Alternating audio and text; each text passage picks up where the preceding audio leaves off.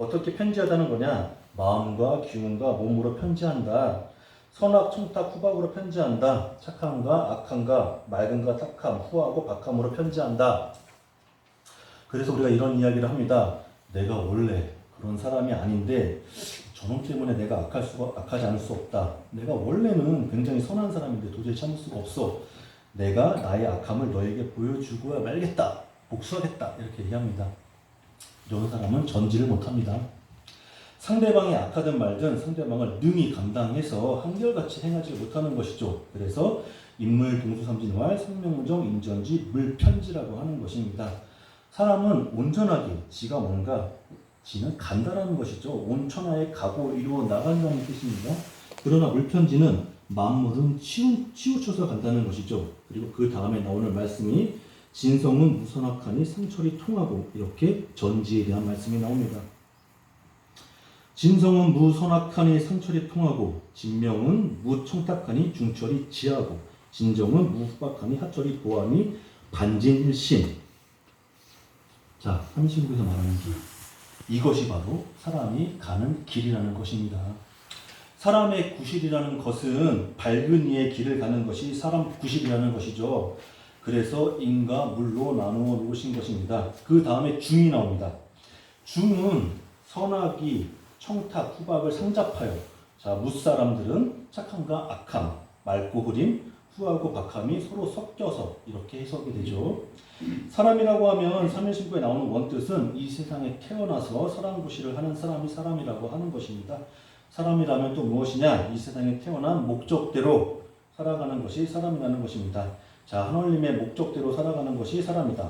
이 세상을 만드신 하나님은 이 세상을 만드신 목적이 있다고 했습니다. 자, 우리가 개만선 문만덕하여 천궁에 올라라. 너네 개만선 문만덕하여 천궁에 올라라.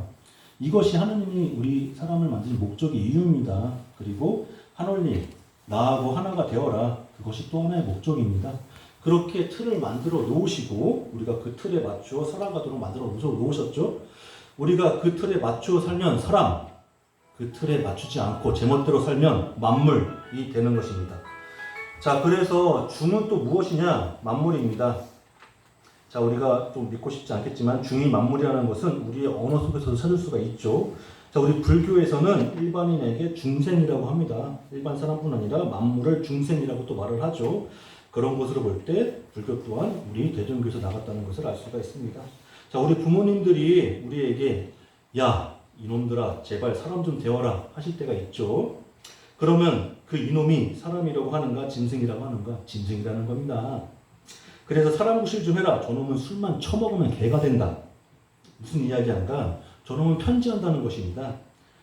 사람 구실해라. 사람다운 모습을 좀 갖추어라. 이 세상에 태어났으면 이 세상에서 살아가야 하는 목적을 좀 맞춰서 살아라. 비록 개로 태어났지만 그 개가 하느님이 이 세상을 만드신 목적을 맞추어 살아간다면 그 개는 또 사람이라고 할 수가 있습니다. 그러나 겉모습은 인두법을 썼으나 겉모습은 사람 모습을 하고 있으나 마음 쓰는 것, 기운 쓰는 것, 몸 쓰는 것을 제 마음대로 하면서 편지하는 삶을 산다면 그것은 사람이 아니라 짐승이라고 하는 것입니다. 만약 그런 사람에게 야, 이 짐승아 하면은 당연히 기분 나빠하겠죠.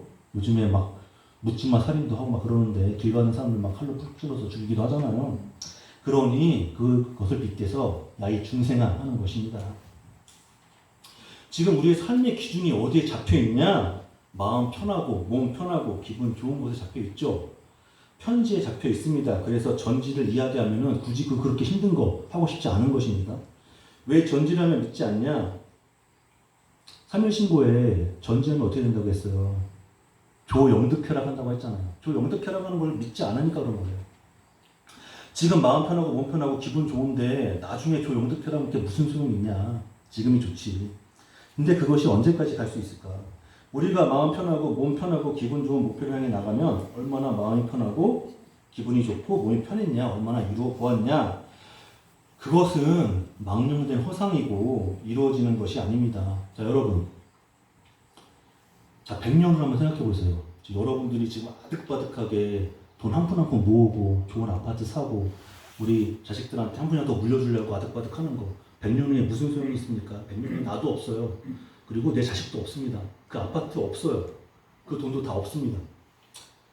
근데 우리 계만선 문만덕해서 1위 화양에서 반진일신 하셨던 우리 선종사님과 선녀님들이요, 100년이 지났는데 어떻게 돼요? 우리가 지금 기리고 있잖아요. 그분들 기억하고 그분들 말씀 공부하고 그분들 뜻을 따라가려고 하지 않습니까?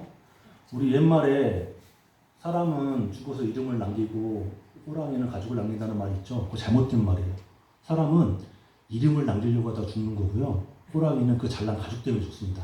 우리가 그걸 알아야 돼요.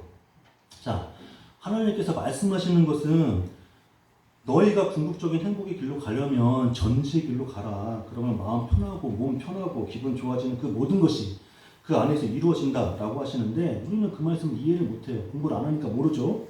그러면서 끝까지 내가 내 마음이 편하기 위해서 너 같은 놈은 상대 안 해. 그리고 내 마음이 편하기 위해서 저놈이 나한테 이렇게 해서 복수할 거야. 하면서 점점 자신의 마음을 불편하게 만들죠.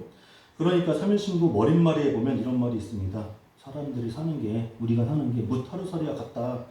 우리가 살아있는 것이 저 뭇하루살이가 꼭딱딱거리면서 살아가는 하루살이와 같이 정말 갖추는 인생을 살아가고 있다고 하셨고, 또 선배관님이 바라보실 때는 내 사랑하는 아들이, 자식이 우물에 빠지는 것과 같다. 그런 것처럼 우리가 우리의 인생을 바른 눈으로 보고 살지 못하고 그 좋아 보이는 그것을 보면서 뛰어 들어가려고 합니다. 막 불이 타고 있는데 그걸로 막 뛰어드는 거예요. 불나방이 뛰어드는 것처럼 아무것도 모르고. 응? 번쩍번쩍하고 좋아 보이니까. 자, 목적을 알고 살아가는 것을 사랑구시라고 하는 것이고, 거기에는 원 목적, 원 틀이 있죠. 계만성 문만덕이 길어 올라라, 천궁으로 올라라. 그래서 조영득 쾌락, 영원한 쾌락을 얻고 하나님과 반진일신 하나님과 하나가 되어라. 그게 사랑구시라는 원 틀입니다. 그것을 위해서 뭘 해야 되냐? 세법을 행해라. 지감조식 금촉 세타나 참이치를 힘쓰며 공부해라. 그것이 우리가 이 법을 밟아서 계속 살아가면 나이가 들어 머리가 시끗시끗하고 내 인생을 후회하지 않게 된다는 것입니다. 그것 없이 그냥 어떻게 하면 마음 편하게, 기분 좋게, 몸 편하게 그 목적을 가지고 살다 보니 한 치 앞도 불가능할 수가 없게 됩니다. 나이가 들면 내가 원치 않아도 자식들한테 외면당하고 가진 것 없고 그러니까 고난이 앞을 떠나지 않는 것입니다. 고함세계 속에 살게 되는 것이죠. 우리가 신기신 산망을 향해서 나아가서 살아가느냐, 성명적 성진을 목적으로 살아가느냐, 계속 우리 자신을 점검하고 그 점검한 거에 대해서 맞지가 않으면 수행으로서 고쳐나가야 되는 것이죠. 이처럼 삼일신구를 보면 사람이 가야 될 길, 사람이 지키는 길이 무엇인지를 가르쳐 주셨습니다.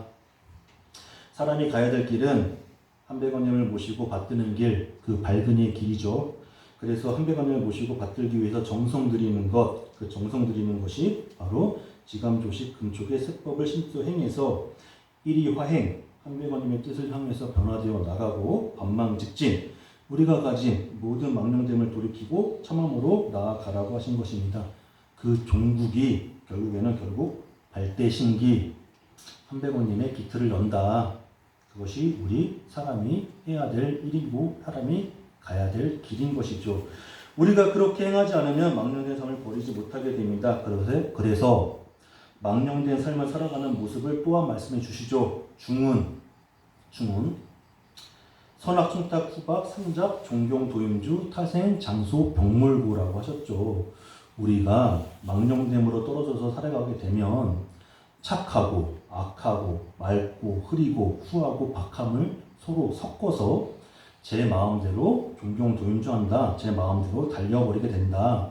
그렇게 되면 어떻게 되냐? 타생, 장소, 병물고라. 그 결과로 나고 자라고 늙고 병들고 죽는 괴로움에 떨어지고 만다. 나고 자라고 늙고 병들고 죽는 괴로움이라고 하는 것은 나고 자라고 늙고 그렇게 되어져 나가는 병들고 죽는 것까지 그 고통이 우리가 살면서 겪는 그 고통이 아니라 진짜 고함세계 고통 속에서 끊임없이 헤아릴 수 없이 떨어져 나간다는 그 말씀을 하신 것입니다. 우리가 이 세상에 왜 태어났는지 그 삶의 참다운 뜻을 깨닫지 못하고 한백업님께서 우리를 창조하신 그 참된 뜻을 깨닫지 못하고 그냥 태어나서 내 마음 편하고 기분 좋고 몸 편한 삶만을 위해서 살아가다가 그렇게 우리는 죽어간다는 것이죠. 그래서 그것을 안타깝게 여기시고 한백업님께서 가르침을 베풀어 주셔서 사람이라는 것은 어떻게 살아가야 하는지, 무엇을 목표로 사는 것인지 그것을 깨우쳐 주신 것이 바로 삼일신고의 가르침입니다. 세검 한 몸이신 한백검을 모셔라. 왜 한백검은 한백검인데 왜 하필 세검 한 몸이라고 하냐. 세검은 한백검님을 말씀하시는 것이죠. 그런데 왜 세검이냐. 조화주이신 한임, 교화주이신 한홍, 치화주이신 한검. 그래서 세검입니다. 우주 만물을 창조하신 한백원님은 한임이시고 우리가 한백원님을 공경하고 받들며 지극한 정성을 들였을 때 그리고 한백원께서 가르침을 구했을 때 우리에게 가르침을 주시는 한백원님은 바로 한웅이시죠. 지극한 공경으로 한백원님을 모셨을 때 그 가르침을 받게 됩니다. 그냥 주시는 거 아니에요. 그냥 주시면 안 된다고 삼일신고에도 적혀 있잖아요. 성기원도 절친기원. 그냥 나한테 구하면 나를 만나볼 수 없다고 분명히 써 있죠. 자, 그 가르침을 받들어서 순종하게 되면, 그래서 순종하여 실천하게 되면 우리와 함께 하시며 그 모든 일을 주관하고 다스려 드디어 이루어지게 해주시는 분이 바로 치아주 한검이십니다. 자, 우리 웅녀께서 한백원님께 원도하시고 그 가르침을 받들었다고 돼 있죠. 상금무사에. 그리고 한웅님과 결혼해서 아들을 낳으셨습니다. 그분이 당군 한백검이시죠. 조화주이신 한임이 모든 바탕을 만드시고 교화주이신 한웅께서 가르쳐 베풀어 주시고 치화주이신 한검께서 다스려 이루게 해주십니다. 그 모든 것이 한백검께서 받아서 나타내셨기 때문에 세검 한몸이신 한백검이라고 하는 것입니다. 그래서 우리 홍암 대종사님께서 남기신 신리대전 신인의 말씀을 보면 모습이 계시고 말씀이 계시고 함이 계신다고 하셨습니다. 그리고 천지삼신과 인지삼종이 기의일야다. 하늘의 새 검과 사람의 새 마루가 그 뜻이 하나다라고 하셨습니다. 새 마루는 아버지요 스승이요 임금입니다. 아버지의 뜻을 가지셨고 스승의 뜻을 가지셨고 임금의 뜻을 가지신 한백원님입니다. 조화주 한임은 아버지와 같고 교화주 한웅은 스승과 같고 치화주 한검은 임금과 같습니다. 그 모든 것을 드러내 표현하신 분이 바로 한백검이시라는 것입니다. 그래서 우리가 지극한 정성으로 한백원님을 받들고 가르침에 순종했을 때 한백원께서 그 모습을 나타내셨고 말씀을 베풀어 주셨고 나라를 세워 전통을 들이우셨다는 것이죠. 그렇기 때문에 세검 한몸이신 한백검이라고 말씀하시는 것입니다. 자, 다시 신리대전 2장 신도의 말씀을 보면 한백검님의 도는 한백검님의 길은 무형령 무언은 무의라고 하셨습니다. 한백검님은 모습 없이 모습하시고 말씀 없이 말씀하시고 함이 없이 행하신다고 하셨습니다. 그래서 하늘에 계신 천지삼신인 한백검님은 우리가 그 모습을 볼 수가 없고 그 말씀을 들을 수가 없고 우리가 그 행하여 베푸시는 그 행함을 우리가 알 수가 없습니다. 그러나 한백검께서 행하시는 것은 그 모습을 볼 수가 있고 말씀을 들을 수가 있고 행하심을 알 수가 있죠. 그래서 우리를 위해서 사람으로 하여 오신 것이고 본을 보여주신 것이고 온전히 그대로 표현하신 것입니다. 한백원님의 말씀을 베풀어 주시고 행하심을 이루어 주신 것이죠. 그래서 세검 한몸이신 한백검이라고 하시는 것이고 그 세검 한몸이신 한백검님을 모신다고 하는 것은 우리가 뚜렷이 한백검님을 모신다는 것을 말씀하시는 것입니다. 그렇기 때문에 그 가르침을 홍암 대종사께서 받들어 중간과 43장을 통해 전해주시면서 기아라 사지연지 본교자 출반원의 행봉한 몸명시대 천신교 중창하여 세계각교 다 기일 천하각도 다 동화한다고 하신 것입니다. 천신교의 천신이 누구인가? 이분이 천신이 한백원님이십니다. 중창은 무엇이냐? 중창은 건물을 수리하고 고쳐서 새로 세우는 것이죠. 중수하는 것과 마찬가지입니다. 한백원께서 이 세상의 모습을 드러내셔서 원래 한백원님은 모습이 없고 말씀이 없고 행하심을 알 수가 없지만 사람으로 화하여 오셔가지고 우리는 비로소 알 수 있게 된 것이죠. 그 한백원님의 가르침을 받드는 것이 바로 천신교. 그 한백원님의 가르침을 받들고 가르침을 온전히 받들어 이름으로 중창이라고 하신 것입니다. 천신교 중창하여 세계각교 다 귀일, 천하각교 다 동화하리로다. 그렇기 때문에 세검 한몸이신 한백원을 모셔라 하시는 말씀은 우리가 한백원을 모심으로써 홍암 대종사님께서 중간과를 통해서 예언하신 그 말씀이 이루어진다는 것을 말씀하시는 것입니다. 그러면 우리가 한백검을 어떻게 모시느냐? 세타나 참이치를 힘쓰고 공부해서 모시는 것이죠. 그렇게 지감조식 금쪽 세법을 힘쓰게 행해 나가고 그거를 잘 모르니까 우리가 이해하기 어려우니까 또 홍암 대종사님께서 밀류 우리 교인들한테 다 비밀리에 타이르는 말씀을 남기셨죠. 미루의 말씀으로 주신 것이 상극경 극교의 배천사신 항상 지극한 공경과 두려움으로 하늘을 숭배하고 한백검님을 섬겨 나갔을 때 필지 인지 자의 죄인 구세, 지극한 어진과 사랑으로 사람을 건지고 세상을 구원해 나갈 때 한백원께서 우리와 함께 하시며 우리를 주관하고 다스려 주시고 가르쳐 인도해 주시고 베풀어 주셔서 모든 일이 하늘의 뜻과 같이 이루어 주신다는 것입니다. 그러니 우리가 항상 세법을 힘써해 나가고 지극한 공경으로서 받들어서 우리의 성품으로부터 한백원님을 모시는 길을 열어 한백원님을 지극하게 받들어 우리의 삶 한가운데 한백원님을 드러나심을 이루어 나가야 그것이 바로 우리가 사람 구실을 한다는 것입니다. 이것으로서 오늘 강도를 마치도록 하겠습니다.